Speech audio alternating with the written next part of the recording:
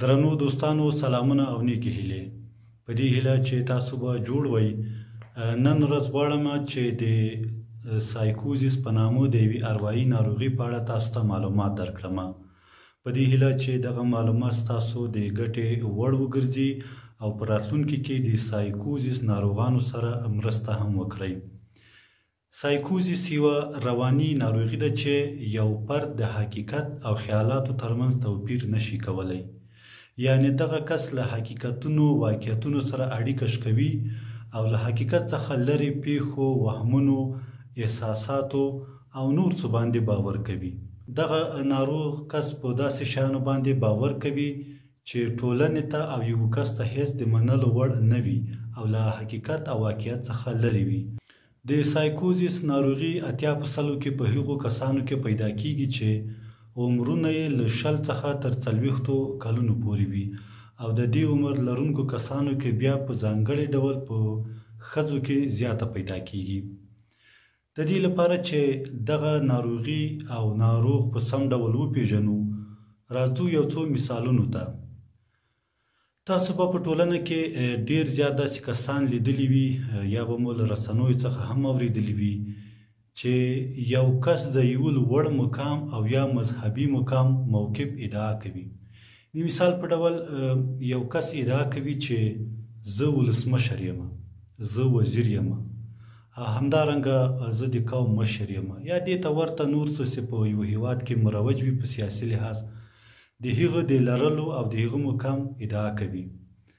او همدارنګه یو کس د مذهبي موقفونو ادعا کوي. یعنی د مثال په ډول یو کس وایي چې زه پیغمبر یم، زه مهدي یم وغیره نور مذهبي موقفونه چې په ټولنه کې دي د دې د لرلو ادعا کوي.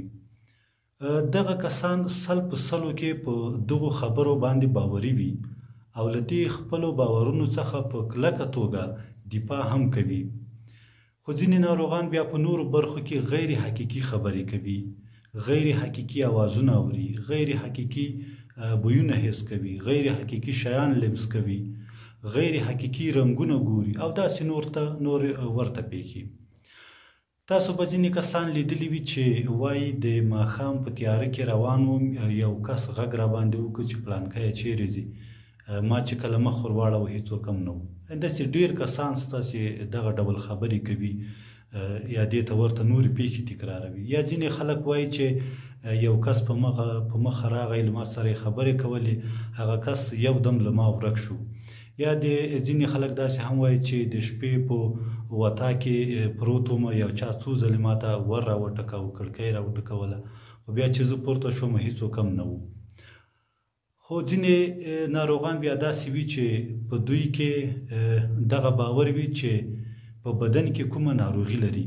یعنی دغه ناروغ کس وایي چې زه په بدن کې یوه ډېره خطرناکه ناروغي لرم، خو حال دا چې دغه کس هیڅ ډول ناروغي نه لري.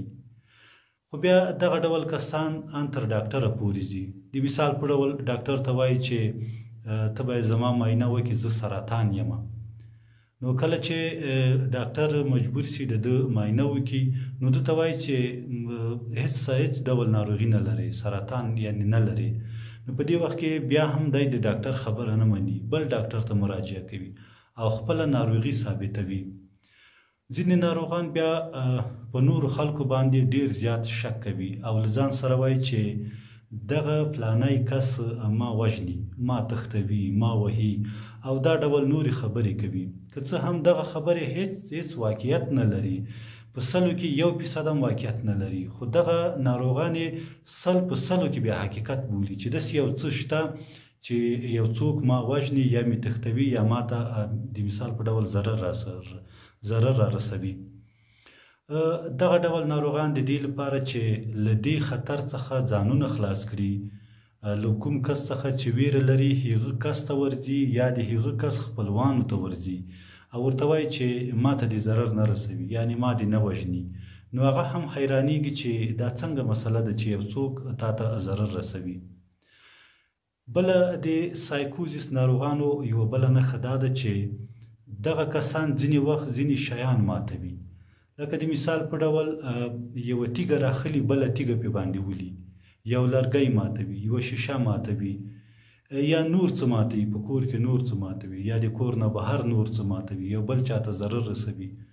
دوی دا ګمان کوي چې دغه شی چې زه ماتومه یا مې مات که دغه شي ماته ضرر را رساوه، یعنی د دې شي د لاسه کیدای شي زه زخمي سمه، کیدای شي زه مړ شمه.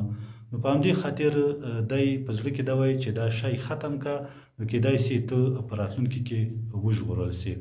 او همدا ځینې نورې پیښې هم دي. خو راځو دې ته چې دغه ناروغۍ ولې را پیدا کیږي، د دې ناروغۍ ریښه چیرته ده. موږ مخکې هم په اروايي بحثونو کې په دې بحث کړی و چې د ډیرو اروايي ناروغیو هغه ریښه چې ده هغه په ماشومتوب کې ده، یا په ماشومتوب کې ده یا په تیر وخت کې ده. هغه پیښې چې په ذهني لحاظ یا په فزیکي لحاظ یو چا تجربه کړې وي، د هغې نه وروسته په انسان کې ځینې ناروغۍ را پیدا کیږي چې له هغه څخه یوه هم د سایکوزیس ناروغي ده. خو دلته ډاکټرانو دغه پیښې یو څو په منظم ډول لیکلي دي او اشاره یې کړې ده. لومړی جینیتیکي او ارثي عوامل دي. ډاکټران وایي هغه څوک چې د هغه مور او پلار دغه ډول ناروغۍ تیره کړې وي، د سایکوزیس ناروغۍ تیره کړې وي، نو ډیر احتمال هم شته چې په زامنو کې یا په یو زوی کې هم دغه ډول ناروغي رامنځته شي. دوهم په مغزو کې بدلون ده. ځینې کیمیاوي مواد چې پخوا په مغزو کې کومې دندې ترسره کولې شاید په هغو کې بدلونونه راغلي وي او د سایکوزیس ناروغي ترې پیدا شوې وي. دریم دا ده چې په ماشومتوب کې ویره او ډار دی. لکه مخکې مو هم اشاره وکړه، شاید یو کس د ماشومتوب یا د ځوانۍ په وخت کې عصبي ټکانونه خوړلي وي، له یو حالت څخه ویرېدلی وي، یا له یو چا څخه ویرېدلی وي، یا له یو غږ څخه ویرېدلی وي، او یا ځینې فزیکي ناروغۍ تېرې کړې وي. د مثال په ډول ټکر یې کړی وي، یا له بامه راغورځېدلی وي، یا د موټر ټکر کړی وي، او دې ته ورته نورې پیښې. څلورم چې ده د ناروغیو شتون ده. ځینې ناروغۍ چې په انسان کې موجودې وي، د هغو د شتون څخه بله ناروغي هم را پیدا کیږي. لکه مخکې مو چې اشاره وکړه، یو چا ټکر کړی ده، مغزو یې صدمه لیدلې ده، له دې څخه هم را پیدا کیږي. مغزي تومورونه هم دي چې د هغو څخه هم را پیدا کیږي، او د ځینو نورو پیښو نه هم چې په فزیکي ډول رامنځته شوي دي، یو د چا سر ماته، چا پښې ماتې دي، د دې څخه هم شاید رامنځته شي. پنځم چې ده نشهیي توکي دي. نشهیي توکي د اعصابو کې په ناروغۍ کې مهمه ونډه لري. د مثال په ډول هغه کسان چې په تیر کې ډیر نشهیي توکي کارولي وي، که څه هم دغه نشهیي توکي په افغانستان کې هم کاریږي، هغه نشهیي توکي دي چې ډیر په لوړه کچه دي، یا لکه شراب دي، یا لکه کوکاین دي، او ځینې نور دي. د دې په ناروغي په پایله کې هم دغه ناروغي رامنځته کیږي.